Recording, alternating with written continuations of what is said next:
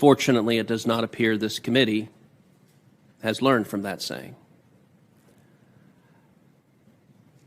Across the country, there are advocates of criminal justice reform who are watching what's happening here today. And they may well celebrate in a few minutes when your bill is getting ready to pass out of committee. But unfortunately, we're repeating exactly the same pattern this committee has done before. In a prior Congress, I introduced a series of amendments on a prior iteration of First Step to eliminate retroactivity and to exclude violent crimes. And the same thing happened then that happened here today, which is the committee voted it down. Then, as now, there was a majority on the Judiciary Committee to vote down every one of those amendments. You get all the Democrats and a couple of Republicans, that's enough to vote them down. And what I predicted then, in this room, I said, well, you can vote it out of committee, but what you've just done is killed this bill. There's some members of this committee that are relatively new to the Senate. This bill will be voted out, and the chances that it passes on the floor of the Senate right now, having rejected all three of those amendments, I can quantify with exact precision. The chances that this bill passes into law are 0.0%. And most of the members of the committee know that. Certainly the senior members who've been around here for a while know it's not going to get the votes to pass on the floor. So it may feel good as a partisan exercise to vote down all the amendments, but for the advocates of criminal justice reform at home, what you've just seen is the process failing because the bill won't pass. And both sides know that.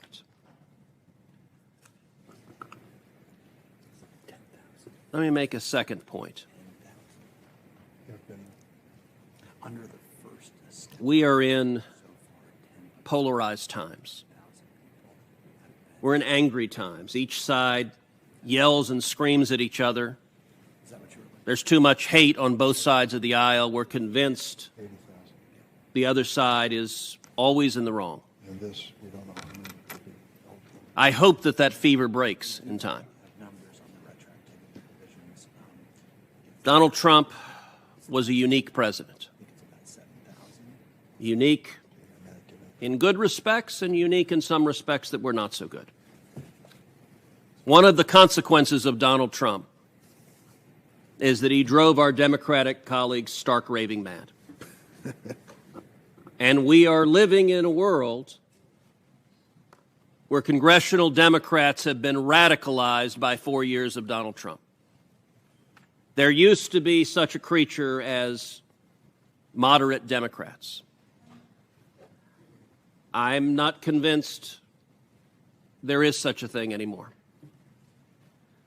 In the last 5 months of the Biden administration, with Schumer and Pelosi leading Congress, Senate Democrats have 3 times had votes to determine where they are on the question of violent criminals, on the question of the very worst violent criminals, murderers, rapists, child molesters.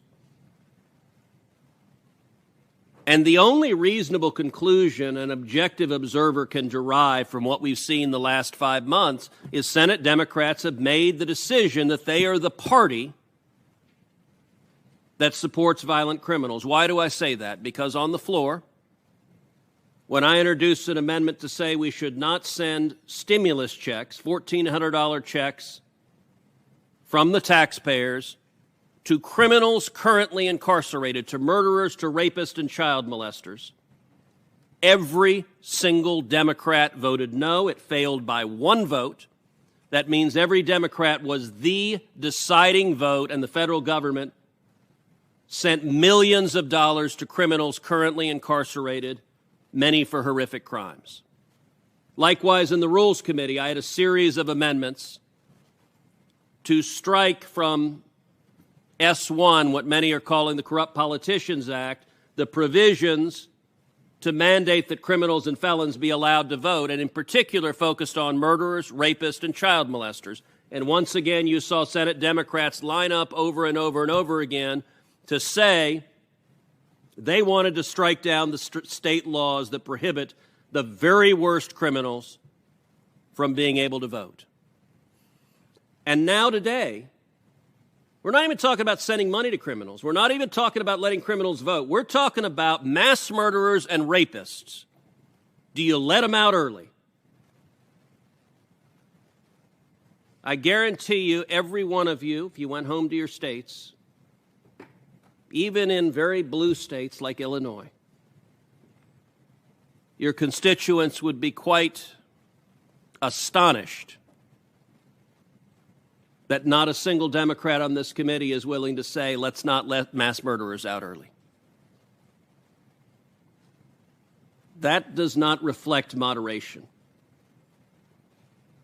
In most prior Senates, there would have been some Democrats who say, well, okay, excluding murderers, excluding rapists, maybe that has some merit, let's find a middle ground. But post-Trump, today's Democrats don't do middle ground. That's unfortunate for criminal justice reform because, as I said, as a consequence of today's votes, we're getting ready to vote on this bill. It'll pass out of committee. You'll get all the Democrats, you'll get a couple of Republicans. And then, in all likelihood, it will never come up on the floor. If it comes up on the floor, it's not getting 60 votes. Doesn't have a prayer of getting 60 votes. First Step Act passed because for a brief moment, Senate Democrats were willing to find a middle ground and compromise, and in particular, accepted my amendments to exclude violent criminals. Unfortunately, that brief moment of reasonableness and common ground seems to have passed us. I think that is unfortunate for the Senate, and it's even more unfortunate for the country. The senator from Texas reminds us of his view of the Democratic Party regularly. That's his right under the rules of the Senate and this committee. But I think if we reflect on what we are working on at this moment and have worked on in this committee, it defies his description. This bill, which he has condemned as some sort of a liberal trope, some departure of radical left Democrats, the bill has broad bipartisan support, including the American Conservative Union, Freedom Works, law enforcement leaders, Association of Prosecuting Attorneys Leadership Conference, and many more. The bill that we are extending and making retroactive was signed into law originally by Donald Trump. It was supported across the board by the Koch brothers, as I mentioned earlier, many conservative leaders, and the reason was basic. We believe that we can do a better job of making Americans safe by having a different standard when it comes to justice and incarceration. Senator Cruz disagrees. That is his right to disagree. But I think when we look at the evidence of the incarceration rates in the United States of America, at least the Senate Judiciary Committee not only has the right, has the responsibility to ask what is going on in America. Why are we filling the prisons more than any other country on earth? Are we that violent? Are we that criminal in our intent and our conduct to expect this to be normal? And are people in... What a great job he's done. He will read a speech, and seated behind him will be Nancy Pelosi and Vice President Kamala Harris. Not even the most extreme Democratic partisan could believe that the last 14 months have been a success. Joe Biden campaigned for president as a reasonable and centrist moderate, and he abandoned every one of those promises the moment he put his hand on the Bible. Instead, he has handed the agenda over to the most radical and extreme voices on the far left, and the result for the country has been disastrous. In 14 months, we've seen trillions in new spending and trillions in new debt, the highest debt in the history of our nation. We've seen a war on domestic energy production. In his first week in office, Joe Biden shut down the Keystone Pipeline, destroying 11,000 jobs, destroying 8,000 union jobs. He halted new leasing on federal lands and offshore drilling, and the predictable result of launching an assault on domestic energy production is that energy prices skyrocketed. But for that matter, everything has skyrocketed. Food, electricity, rent, home, lumber, gasoline, heat, every basic expense Working families are suffering, and especially seniors, especially those on fixed income. Then we have our southern border, the absolute chaos and crisis on our southern border. Over 2 million people crossing illegally into this country, the worst rate of illegal immigration in 61 years. And it's worth noting that Biden inherited the year before the lowest rate of illegal immigration in 45 years. So he turned success into failure because he implemented the radical left-wing ideas of open borders from the extreme left. The crime and chaos and disease coming from 2 million illegal immigrants is compounded domestically by the extreme left's war on the police. We've seen the far left advocating abolishing the police, advocating defunding the police. We've seen George Soros-funded district attorneys releasing violent criminals, and as a result, crime is up, murders are up, carjacking is up. And the Biden administration has embraced that radical agenda, nominating not one but two of the leading advocates of abolishing the police to senior positions in the Department of Justice. Unfortunately, every single Democrat in this chamber voted to confirm those leading advocates for abolishing the police. We've seen Joe Biden implementing illegal and unconstitutional vaccine mandates, standing up and firing soldiers and sailors and airmen and Marines, advocating that doctors be fired, that nurses be fired, that police officers be fired, that firefighters be fired, that airline captains and flight attendants be fired. An assault on our liberties, and Madam President, as disastrous as the domestic policy has been, as disastrous as the economic policy has been, the foreign policy has been even worse. We saw in Afghanistan the catastrophic withdrawal, the surrender to the Taliban, leaving Americans behind. And unfortunately, when that happened, every enemy of America, they looked to Washington, they looked to the Oval Office, and they took the measure of the man in the Oval Office. And they all concluded the president was weak and feckless and ineffective. As I said at the time, when we withdrew from Afghanistan, the chances of Russia invading Ukraine have increased tenfold. As I said at the time, the chances of China invading Taiwan have increased tenfold. When the president is weak, when he's ineffective, our enemies are on advance. And every region of the world you look at is worse for America. Russia has launched the largest war in Europe since World War II. China is more aggressive, is running concentration camps with 1 million Uyghurs, is murdering and torturing innocent people in China. And mind you, Madam President, when I brought a vote to the Senate floor that said the United States government should not purchase goods manufactured using slave labor in Chinese concentration camps, every Democrat but one voted no. These are extreme positions. This is not the mainstream. This is not the center. This is the radical and extreme left. Nancy Pelosi will not portray it on her face, but she knows in January she will no longer be Speaker of the House. And I will say Joe Biden's becoming president was the best thing that ever happened to Vladimir Putin. Biden began his presidency by surrendering to Putin, waiving the sanctions on Nord Stream 2, sanctions, bipartisan sanctions that I authored, that had stopped that pipeline, that had stopped an invasion of Ukraine. And Biden decided surrendering to our adversary was a better policy. As Neville Chamberlain has demonstrated, appeasement doesn't work. The state of America is strong, but the state of the Union and the state of the federal government in Washington is disastrous. But the one bit of bright light on the horizon that I'm confident President Biden will not point to is that the American people will vote in November, and I believe they will change the path we're on. We've seen the disaster of the extreme radical left. If Biden could remember the Joe Biden of old, the Joe Biden that swore me into office, the Joe Biden that swore many of my colleagues into office, the Joe Biden that we served with, if he could remember that Joe Biden, it would be a very different administration. But sadly, This White House has decided the radical extreme. Dozen letters this year to the Justice Department. These letters not only address Justice Department misconduct, but they also seek records. Those letters include a bipartisan request with Durbin to DEA. That letter declared or related to DEA's oversight of foreign operations, Haiti. I've also written a bipartisan letter to the Bureau of Prisons with Chairman Durbin. I've sent 2 letters with Republican members to Garland and Ray about the publications of taxpayer information by ProPublica.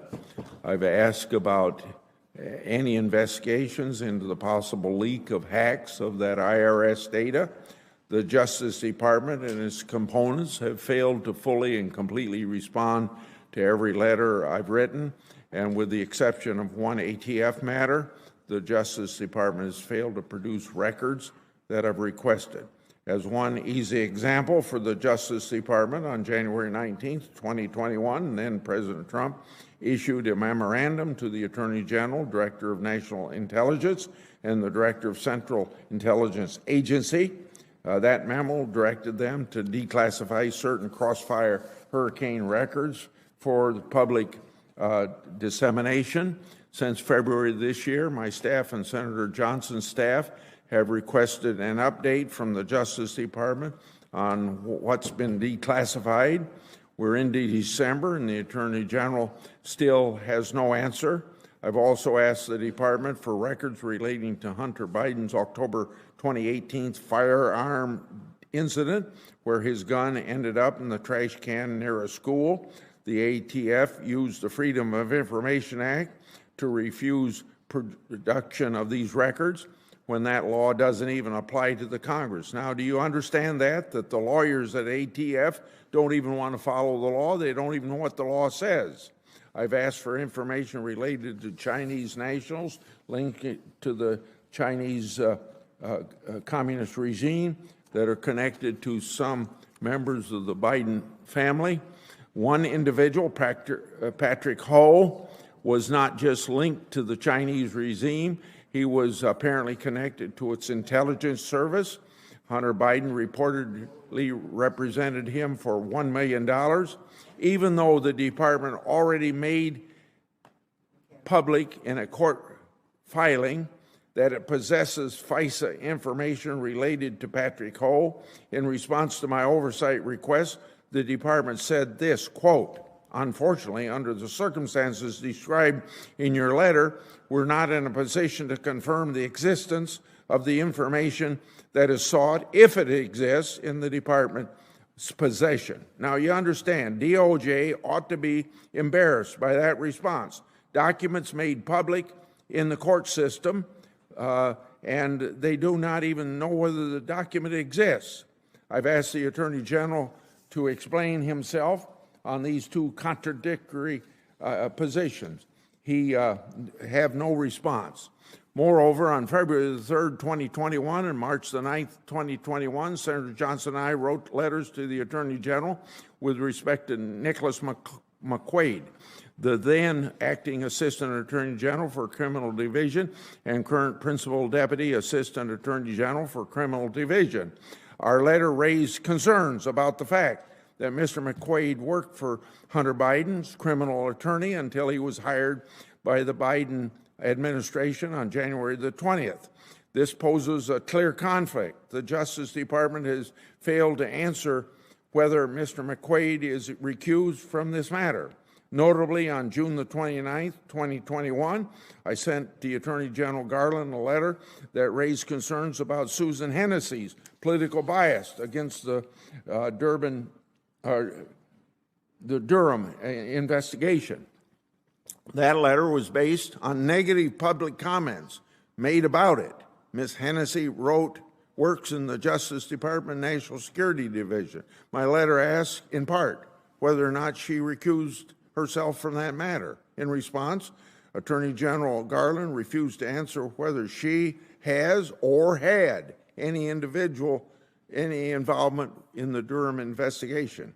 However, on Senate Judiciary Committee October 27th hearing, that was oversight, Garland stated that Ms. Hennessy, quote, has nothing whatsoever to do with the Durham investigation, end of quote.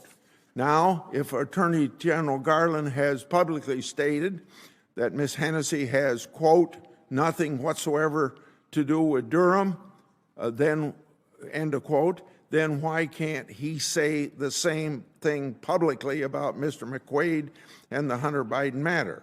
I've also asked the Justice Department and the FBI about its, quote, assessment, end of quote, of concerned women of America. Public records cause concern that the FBI targeted this group without sufficient basis. I've asked similar questions related to the Justice Department, FBI's heavy-handed conduct with respect to Project Veritas. No response on those counts. And you can go on, and that's the end of it for today. But we need answers to these questions. And I thank the chairman for a couple times saying that even the chairman hasn't got answers to his questions. So what do they respect of the executive branch about congressional oversight? I've heard Senator Whitehouse say exactly the same thing. So maybe all of you have that problem. Mr. Chairman.